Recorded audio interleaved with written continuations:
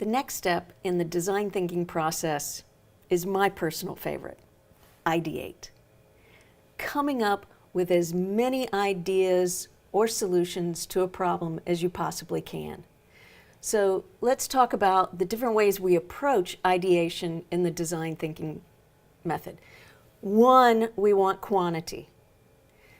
2, we want a diversity of ideas or solutions, and it's all about generation, generating quantity and diversity. So we want to keep in mind in this process that it's quantity, not quality, that we're going for at first. We can determine quality later. The getting as many ideas out at the beginning is the critical part. And for that, we have to suspend judgment. And suspending judgment not only of our own ideas, but of other people's ideas, right? Just get them out on the table. In this process, you want to make sure that all the people that are collaborating and working in this process have a voice at the table.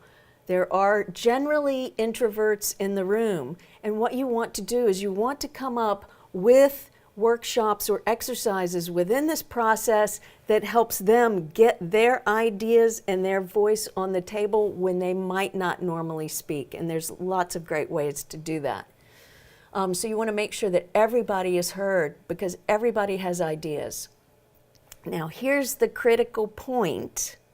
The toughest point is that we want to focus on novelty over relevance in the ideation process. Now you're probably thinking, well, if it's not relevant, what good will it do? From my experience in decades in the design industry, relevance is something that people do really, really well.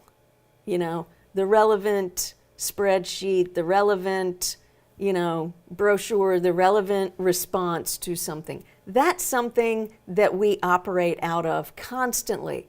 It's the novelty that is difficult for most of us.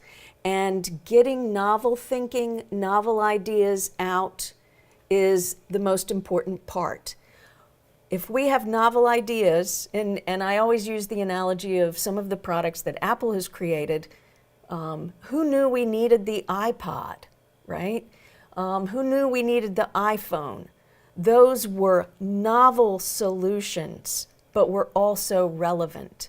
And there's the sweet spot.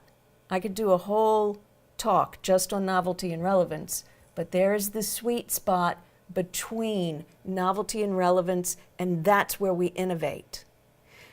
This we do really, really well. So in the ideation phase, we need to focus on novelty. Some of the ways, some of the methods and processes that we use in the ideation phase are mind maps, sketches, skits, storyboards, game storming. This is really great, and there's some great books out on this. Charrettes, where we actually bring in the users of our products to ideate with us. So this is just a few of the possible methods that we can use in this step of the process. But in a nutshell, this is ideation, and you always want to shoot for novelty first. No judgment, just novelty.